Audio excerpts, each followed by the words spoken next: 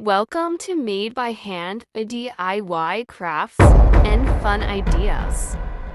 Subscribe and create with us. How people think a speaker magnet can charge a phone. If you want to try it as an experiment, point 1, get a strong magnet from a speaker. Point 2, wrap copper wire around a tube or a round object to make a coil. Point 3, move the magnet quickly in and out of the coil to generate electricity. Point 4, you might see a small light if you connect it to an LED.